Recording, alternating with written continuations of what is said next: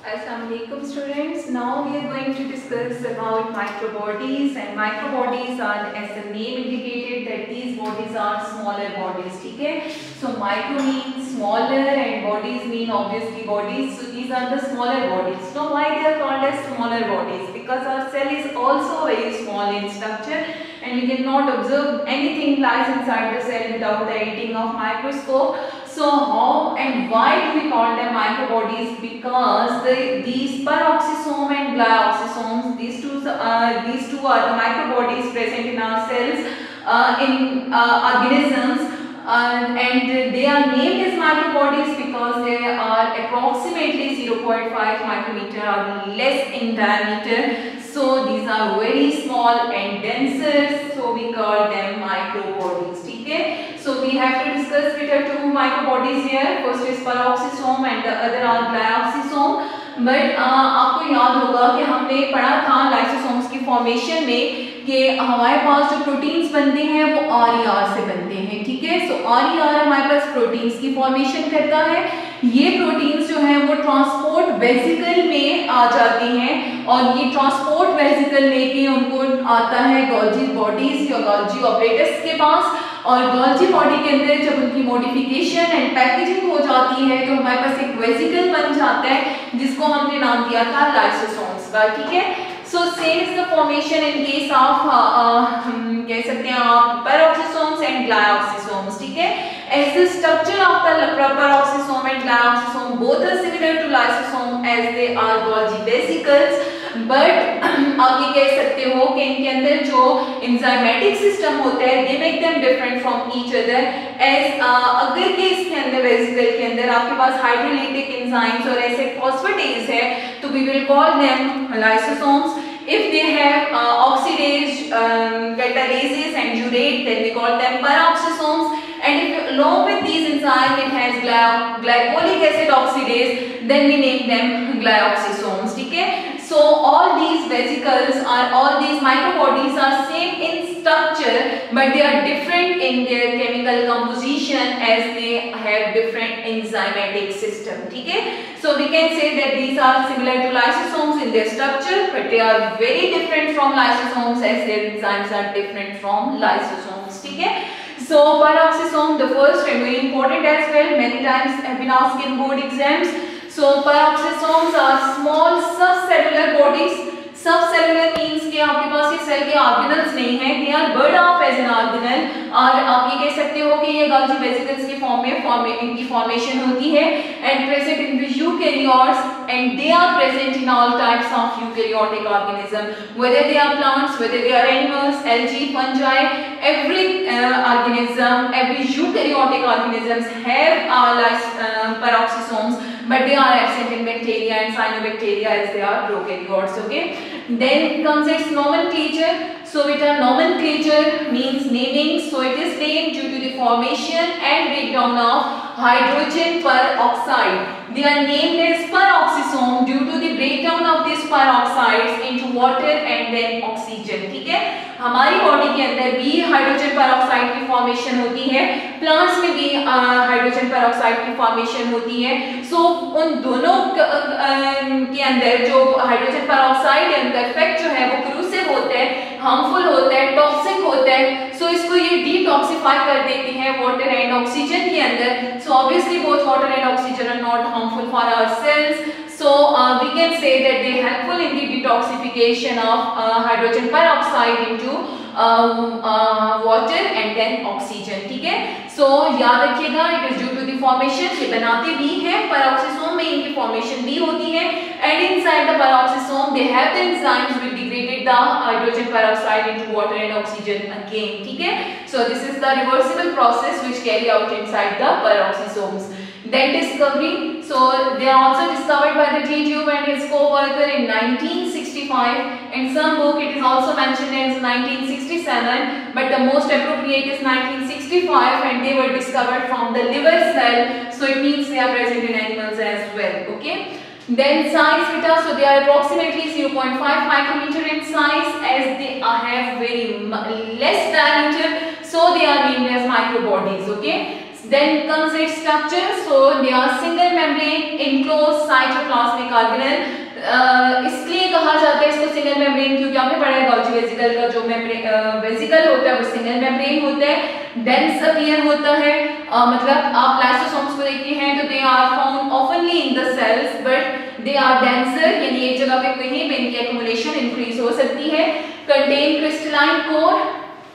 So if you can see the structure, here is a lipid bilayer which is a plasma membrane or which can act as a lipid membrane. Then inside the lipid membrane we have the matrix, and inside the matrix we have a crystalline core, and inside the crystalline core enzymes are present, and this crystalline core is another membrane inside. आप कह सकते हो कि जो कि honeycomb की shape का होता है, ठीक है, and it is very similar to structure in structure with lysosomes but different due to the presence of different enzymes, and these enzymes are oxidases, catalases, urate, etc. ठीक है.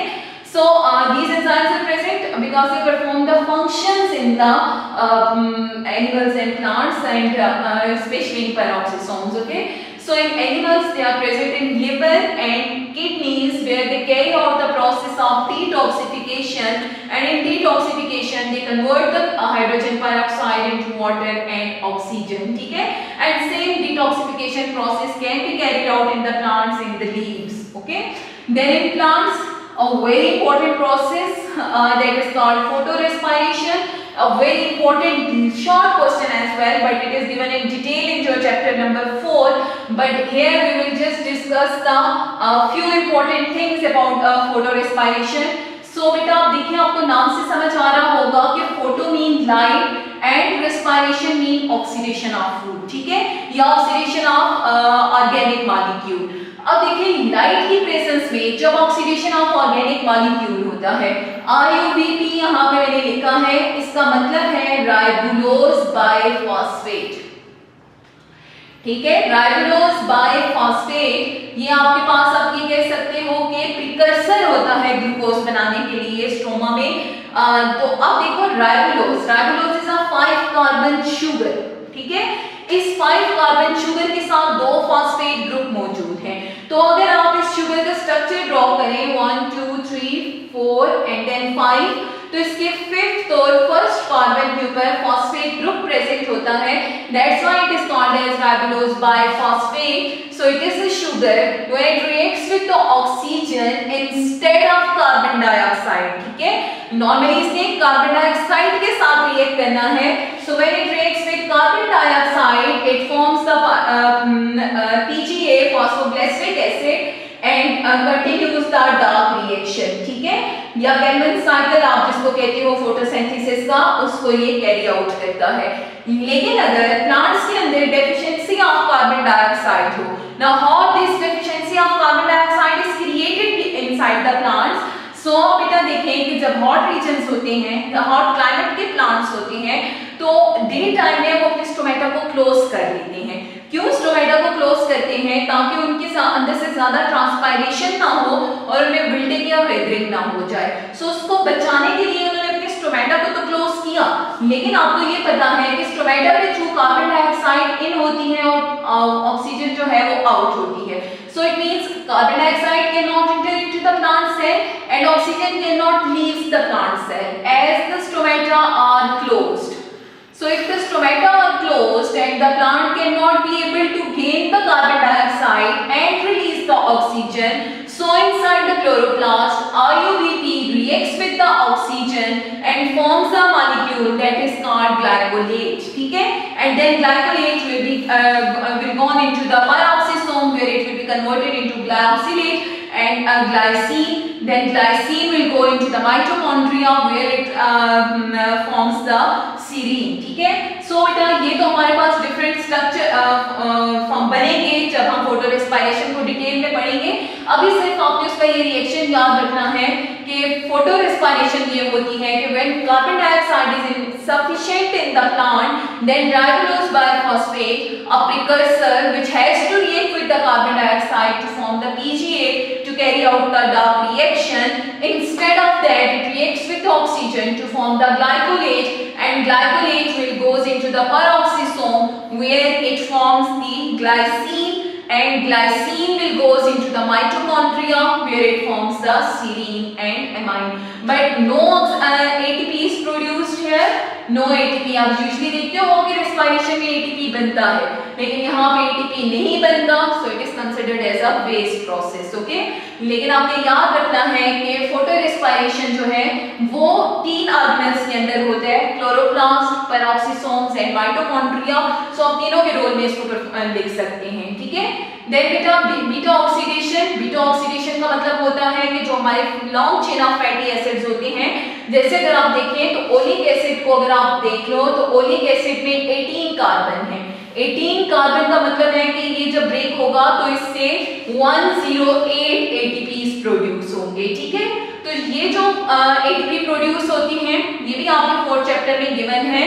तो वहां पे देखेंगे कि फैटी एसिड की ब्रेकडाउन होती है जब तो उससे एनर्जी प्रोड्यूस होती है, और इसकी जो ऑक्सीडेशन है, जो इसकी ब्रेकडाउन है, उसको बीटा ऑक्सीडेशन कहते हैं. एंड दिस बीटा ऑक्सीडेशन यानी कि long chain of fatty acid की ब्रेकडाउन जो है वो अगेन आपके पास होती है पेरोक्सिसोम्स के अंदर.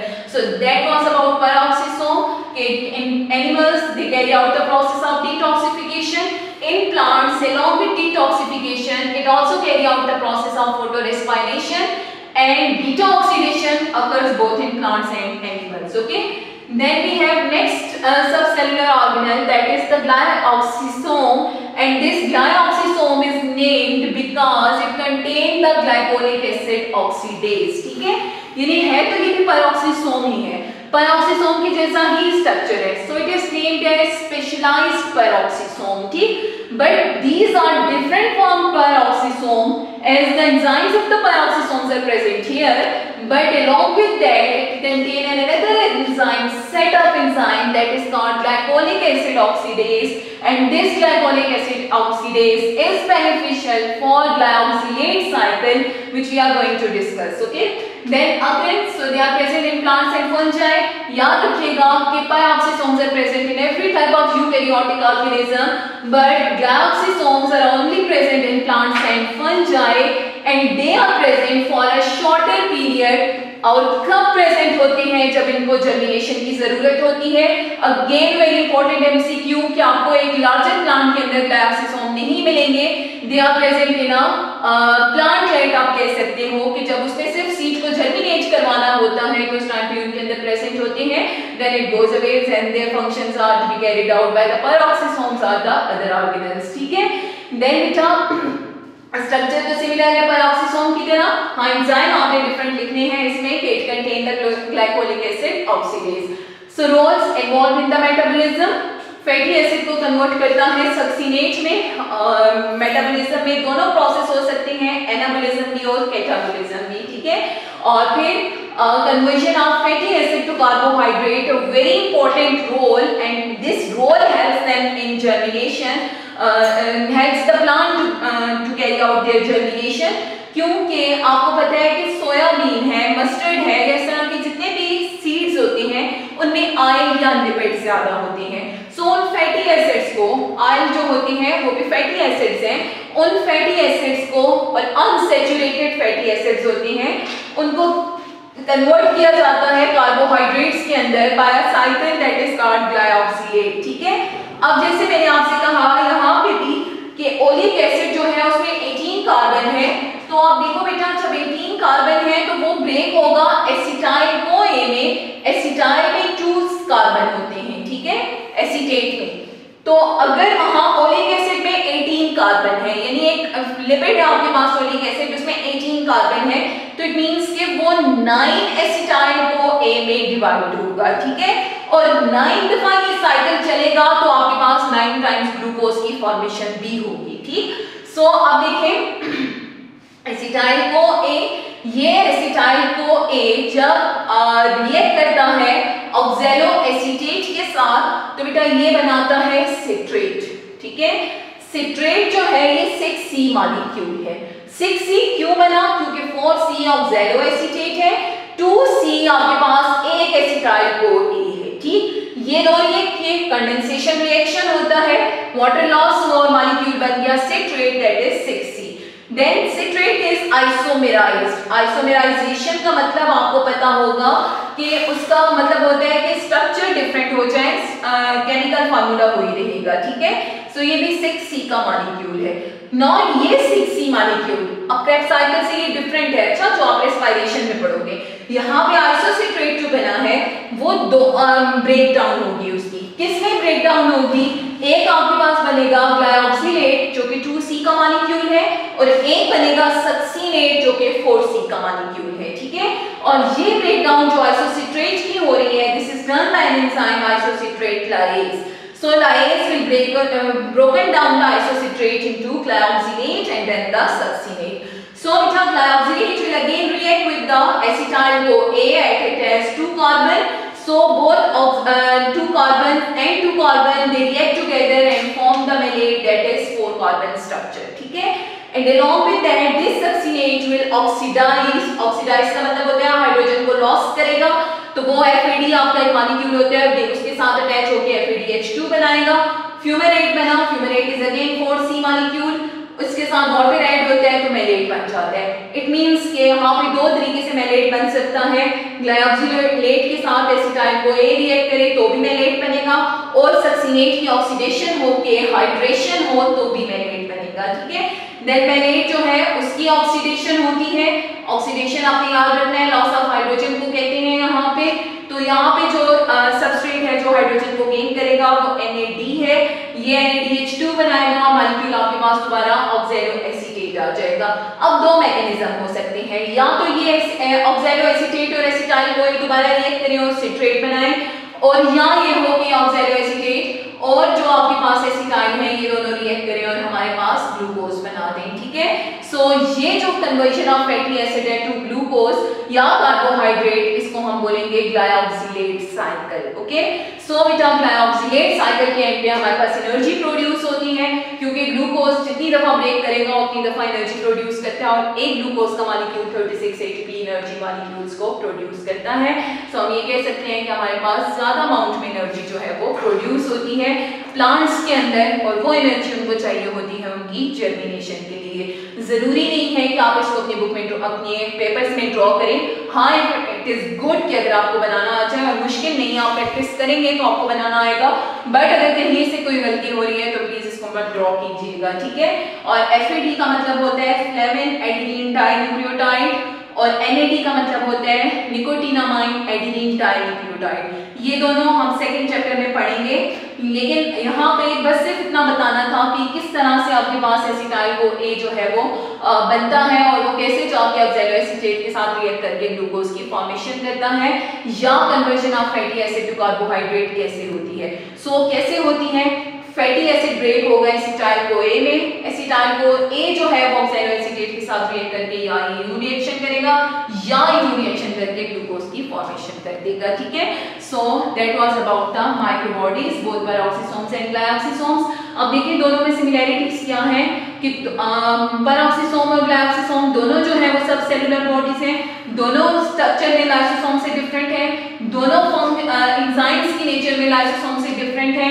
एक में आपके पास ऑक्सीडेज कैटालेज है और एक में जो है वो ग्लाइकोलिक एसिड ऑक्सीडेज है। दोनों जो है वो ब्रेकडाउन ऑफ फैटी एसिड्स करते हैं, लेकिन एक याद रखना आपने, खाली बीटा ऑक्सीडेशन करता है जिसमें breakdown of long chain of fatty acid होती है, और यहाँ पे ग्लाइकोऑक्सिलेट साइकिल होता है जिसमें फैटी एसिड कन्वर्ट होते हैं कार्बोहाइड्रेट्स के अंदर। वो फोटो रेस्पिरेशन करते हैं, ये इन्वॉल्व नहीं है फोटो रेस्पिरेशन में। पेरोक्सिसोम डिटॉक्सिफिकेशन करेगा, ग्लाइऑक्सिसोम्स डिटॉक्सिफिकेशन में इन्वॉल्व नहीं है, ठीक है।